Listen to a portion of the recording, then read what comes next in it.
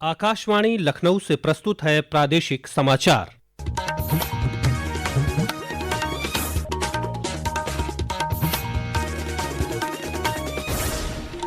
मुख्य समाचार। प्रयागराज महाकुंभ में पवित्र स्नान का सिलसिला जारी। अब तक 7 करोड़ से अधिक श्रद्धालुओं ने संगम में लगाई डुबकी। रक्षा मंत्री राजनाथ सिंह कल 2 दिवसीय दौरे पर पहुंचेंगे प्रयागराज। संगम क्षेत्र में साधु संतों से करेंगे मुलाकात। राष्ट्रपति द्रौपदी मुर्मू ने आज प्रदान किए राष्ट्रीय खेल पुरस्कार 2024। प्रदेश के पैरा एथलीट प्रवीण कुमार समेत 4 को मिला खेल रत्न और राज्य के 5 खिलाड़ी अर्जुन अवार्ड से सम्मानित। और Uttar Pradesh innovation state category में पीएम अवार्ड से होगा सम्मानित। जल जीवन मिशन में सोलर पावर के अभिनव प्रयोग के लिए मिलेगा सम्मान। नमस्कार, प्रदेश के समाचारों के साथ मैं राघवेंद्र त्रिपाठी। और अब समाचार विस्तार से। प्रयागराज महाकुंभ में बड़ी संख्या में साधु संतों, कल्पवासियों और श्रद्धालुओं का संगम में पवित्र स्नान का सिलसिला जारी है। महाकुंभ के 5वें दिन आज शाम 6 बजे तक 29 लाख से ज्यादा लोगों ने पवित्र संगम में स्नान किया। आम लोगों के साथ वीवीआईपी भी लगातार महाकुंभ में पहुंच रहे हैं।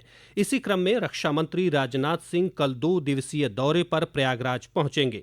रक्षा मंत्री दोपहर करीब 12:30 बजे मेला सर्किट हाउस पहुंचेंगे और फिर संगम जाएंगे। 11 जनवरी से शुरू हुए संगम स्नान के दौरान अब तक 7 करोड़ से अधिक श्रद्धालु त्रिवेणी में डुबकी लगा चुके हैं। इस बार महाकुंभ में 45 करोड़ से अधिक श्रद्धालुओं के आने की संभावना है। ऐसे में सरकार ने अब अपना ध्यान 29 जनवरी को मौनी अमावस्या पर होने वाले अमृत स्नान की तैयारियों पर केंद्रित कर लिया है। पेश है एक रिपोर्ट। मौनी अमावस्या पर 10 करोड़ श्रद्धालुओं के संगम नगरी पहुंचने का अनुमान है। ऐसे में प्रशासन ने तैयारियां तेज कर दी हैं। श्रद्धालुओं की सुविधा और सुरक्षा के लिए प्रयागराज कमिश्नरेट और मेला क्षेत्र के नो व्हीकल जोन घोषित किया जाएगा। यह प्रतिबंध 29 जनवरी को मौनी अमावस्या से 2 दिन पहले और 2 दिन बाद तक लागू रहेगा। शहर और मेला क्षेत्र में वाहनों की आवाजाही पर भी प्रतिबंध रहेगा। प्रयागराज के सीमावर्ती जिलों से आने वाले वाहनों के मार्गों में भी परिवर्तन किया जाएगा। इसके अलावा प्रयागराज में 102 पार्किंग स्थल बनाए गए हैं, जहां पर लगभग 5,50,000 वाहनों को पार्क किया जा सकेगा। नई सड़कें और 8 नए पांटून पुलों के निर्माण से यातायात व्यवस्था में सुधार किया गया है। प्रवीण मिश्र, आकाशवाणी समाचार, महाकुंभ नगर, प्रयागराज। 29 जनवरी को मौनी अमावस्या के पर्व पर आने वाले श्रद्धालुओं की भीड़ के मद्देनजर रेलवे भी तैयारियों में जुटा हुआ है। उत्तर मध्य रेलवे के सीपीआरओ शशिकांत त्रिपाठी ने आज बताया कि 150 से अधिक स्पेशल ट्रेनें चल रही हैं। उन्होंने कहा कि मौनी अमावस्या के मद्देनजर स्पेशल ट्रेनों की संख्या बढ़ाई जा सकती है। महाकुंभ में श्रद्धालुओं और तीर्थयात्रियों को बेहतर चिकित्सा सेवाएं प्रदान करने के लिए सरकार ने विशेष व्यवस्था की है। प्रयागराज मेला प्राधिकरण ने श्रद्धालुओं की स्वास्थ्य संबंधी जरूरतों को पूरा करने के लिए मेला क्षेत्र के परेड ग्राउंड में 100 बिस्तरों वाला केंद्रीय अस्पताल स्थापित किया है। पेश है एक रिपोर्ट। महाकुंभ 2025 के दौरान श्रद्धालुओं की सुरक्षा सुनिश्चित करने के साथ साथ सरकार ने चिकित्सा सुविधाओं को भी उच्च प्राथमिकता दी है। केंद्रीय अस्पताल के अलावा संक्रामक रोगों के प्रबंधन के लिए मेला क्षेत्र में 2 समर्पित अस्पताल भी स्थापित किए गए हैं, ताकि देश विदेश से आने वाले श्रद्धालुओं की स्वास्थ्य सुरक्षा सुनिश्चित की जा सके। आकाशवाणी समाचार से बातचीत में केंद्रीय अस्पताल के नोडल अधिकारी डॉक्टर गौरव दुबे ने बताया कि अस्पताल में पुरुषों, महिलाओं और बच्चों के लिए अलग अलग वार्ड हैं। साथ ही आईसीयू और आपातकालीन सुविधाएं भी उपलब्ध हैं। ये 100 बेड का केंद्रीय चिकित्सालय है, जिसमें 45 बेड पुरुषों के लिए, 40 बेड महिलाओं के लिए आरक्षित है, 5 बेड का हमारा पीडियाट्रिक वार्ड है बच्चों के लिए, 10 बेड का आईसीयू है, लेबर रूम है, माइनर और मेजर ओटी की फैसिलिटी है हमारे पास। इसके अलावा हमारे पास डिफरेंट कैटेगरी के स्पेशलिस्ट हैं, जिसमें पीडियाट्रिशियन है, गायनेकोलॉजिस्ट हैं, ऑर्थोपेडिशियंस हैं, चेस्ट फिजिशियन हैं और ऑप्थेल्मोलॉजिस्ट हैं। मेला क्षेत्र के विभिन्न क्षेत्रों में 20-20 बेड की क्षमता वाले 8 छोटे अस्पताल भी संचालित हैं। अस्पतालों में दी जाने वाली सभी चिकित्सा सेवाएं निःशुल्क हैं। आनंद कुमार, आकाशवाणी समाचार, प्रयागराज। केंद्रीय न्याय और अधिकारिता राज्य मंत्री बीएल वर्मा ने आज बरेली पहुंचकर पार्टी कार्यकर्ताओं से मुलाकात की। इस अवसर पर उन्होंने देश और प्रदेश की जनता से कुंभ में आने की अपील की। उन्होंने कहा कि डबल इंजन की सरकार ने कुंभ के लिए बहुत बेहतर व्यवस्थाएं की हैं। राष्ट्रपति द्रौपदी मुर्मू ने आज राष्ट्रपति भवन में 2024 के राष्ट्रीय खेल पुरस्कार प्रदान किए। राष्ट्रपति ने उत्तर प्रदेश के पैरा एथलीट प्रवीण कुमार समेत पेरिस ओलंपिक की double medalist Manu Bhaker, world chess champion D Gukesh और भारतीय हॉकी टीम के कप्तान हरमनप्रीत सिंह को मेजर ध्यानचंद खेल रत्न अवार्ड से सम्मानित किया। इसके अलावा प्रदेश की एथलीट अन्नू रानी, पैरा एथलीट प्रीति पाल, अजीत सिंह, सिमरन और शतरंज खिलाड़ी वंतिका अग्रवाल समेत देश के 32 खिलाड़ियों को अर्जुन पुरस्कार 2024 से सम्मानित किया गया। एथलीट प्रवीण कुमार ने कहा कि इस अवार्ड से सम्मानित होकर उन्हें बहुत गर्व की अनुभूति हो रही है। ये मुझे मोटिवेट कर रहा है, अपने गोल्स की तरफ दोगुनी पावर से भागूंगा। जो हमने 1-2 साल पहले सोचा था कि मैं वर्ल्ड चैंपियनशिप में मेडल लेना है, फिर ये पेरिस पैरालंपिक में, तब हमें खेल रत्न मिलेगा। तो वो टारगेट्स तो हमने पहले ही बना लिए थे, लेकिन जब अचीव करने के बाद जब वो था ना, अब हो गया, अब सही है, अब थोड़ा टाइम थोड़ा रिलैक्स रहेंगे। मुख्यमंत्री योगी आदित्यनाथ ने देश और प्रदेश का नाम रोशन करने वाले इन सभी खिलाड़ियों को बधाई दी है। यह समाचार आप आकाशवाणी लखनऊ से सुन रहे हैं। ताज़ा समाचार जानने के लिए आप हमारी वेबसाइट newsonair.gov.in पर लॉगिन कर सकते हैं। इसके साथ ही आप प्रादेशिक समाचारों का यह बुलेटिन हमारे YouTube channel news on AIR Lucknow पर भी सुन सकते हैं। महाकुंभ 2025 से जुड़ा हर अपडेट अब आपको मिलेगा कुंभवाणी पर।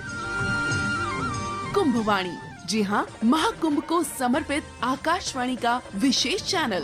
सुनिए हर दिन 3 कुंभ बुलेटिन, सुबह 8:30, दोपहर 2:30 और शाम 8:30 पर प्रयागराज में FM 103.5 मेगाहर्ट्ज पर।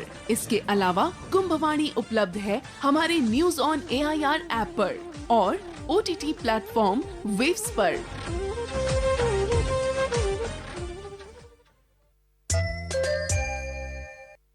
अयोध्या की मिल्कीपुर विधानसभा सीट पर उपचुनाव के लिए नामांकन के आखिरी दिन आजाद समाज पार्टी के सूरज चौधरी ने पर्चा दाखिल किया। इससे पहले भाजपा प्रत्याशी चंद्रभानु पासवान, सपा प्रत्याशी अजीत प्रसाद और मौलिक अधिकार पार्टी के राम नरेश चौधरी समेत कुल 14 प्रत्याशियों ने नामांकन किया है।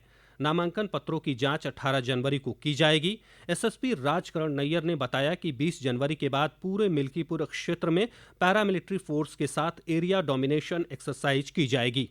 जो भी हमारे महत्वपूर्ण पॉइंट्स हैं उन सब पे पुलिस की ड्यूटीज लगा करके सुनिश्चित किया जा रहा है कि सुगमतापूर्वक और निष्पक्षतापूर्ण तरीके से जो हमारी आगामी चुनावी प्रक्रिया है उसको संपन्न कराया जाए। मेरे कार्यालय में एक सोशल मीडिया सेल है जो कि लगातार सोशल मीडिया पे क्या क्या पोस्ट हो रही है उनको मॉनिटर कर रहा है और किसी भी तरीके से आगामी चुनाव को या किसी भी मतदाता को प्रभावित करने के संबंध में यदि किसी के द्वारा भी कोई भी पोस्ट की जाएगी तो उसके संबंध में जो भी आवश्यक विधिक कार्रवाई है उसको अमल में लाया जाएगा। इसके अतिरिक्त हमारी एरिया डोमिनेशन और कॉन्फिडेंस बिल्डिंग मेजर्स जो है वो ऑलरेडी चल रहे हैं और 20 तारीख के बाद से पैरामिलिट्री फोर्स को लेकर के और बृहद स्केल पर हमारे द्वारा एरिया डोमिनेशन एक्सरसाइज मिल्कीपुर विधानसभा क्षेत्र में की जाएगी। नेशनल टेस्टिंग एजेंसी NTA ने नीट UG 2025 को एक ही दिन और एक ही शिफ्ट में आयोजित करने का निर्णय लिया है। NTA के एक अन्य निर्णय के अनुसार इस बार नीट UG का आयोजन पेन पेपर के पुराने तरीके से OMR शीट पर होगा। NTA के अनुसार परीक्षा मई में कराई जा सकती है। उत्तर प्रदेश को विकास, जन कल्याणकारी योजनाओं को प्रभावशाली ढंग से लागू करने और जल जीवन मिशन परियोजना में सोलर पावर के उत्कृष्ट उपयोग के लिए इनोवेशन स्टेट कैटेगरी में प्रधानमंत्री पुरस्कार से सम्मानित किया जाएगा। यह पुरस्कार नमामि गंगे और ग्रामीण जलापूर्ति विभाग के अपर मुख्य सचिव अनुराग श्रीवास्तव को जल जीवन मिशन में सोलर पावर के अभिनव प्रयोग के लिए प्रदान किया जाएगा। वहीं बहराइच की जिलाधिकारी मोनिका रानी को जिले के समग्र विकास के लिए prime minister award for excellence in public administration 2023 प्रदान किया जाएगा। अप्रैल में दिल्ली में होने वाले कार्यक्रम में यह पुरस्कार दिए जाएंगे। पेश है एक रिपोर्ट। जल जीवन मिशन के तहत प्रदेश में सौर ऊर्जा आधारित भूजल की लगभग 33,000 योजनाएं संचालित हैं। सौर ऊर्जा आधारित योजनाओं के निर्माण से हर साल लगभग 13 lakh metric ton carbon dioxide का उत्सर्जन कम होगा। वहीं अगले 30 वर्षों में 390 लाख कार्बन क्रेडिट अर्जित किया जा सकेगा। राज्य सरकार के इस इनोवेशन को prime minister award for excellence in public administration 2023 के लिए चुना गया है। अपर मुख्य सचिव अनुराग श्रीवास्तव को ये पुरस्कार इनोवेशन स्टेट कैटेगरी में प्रदान किया जाएगा। वहीं बहराइच की जिलाधिकारी मोनिका रानी को prime minister award for excellence in public administration 2023 प्रदान किया जाएगा। आकाशवाणी समाचार कक्ष से तनवीर फातिमा। और अंत में मुख्य समाचार एक बार फिर। प्रयागराज महाकुंभ में पवित्र स्नान का सिलसिला जारी। अब तक 7 करोड़ से अधिक श्रद्धालुओं ने संगम में लगाई डुबकी। रक्षा मंत्री राजनाथ सिंह कल 2 दिवसीय दौरे पर पहुंचेंगे प्रयागराज। संगम क्षेत्र में साधु संतों से करेंगे मुलाकात। राष्ट्रपति द्रौपदी मुर्मू ने आज प्रदान किए राष्ट्रीय खेल पुरस्कार 2024।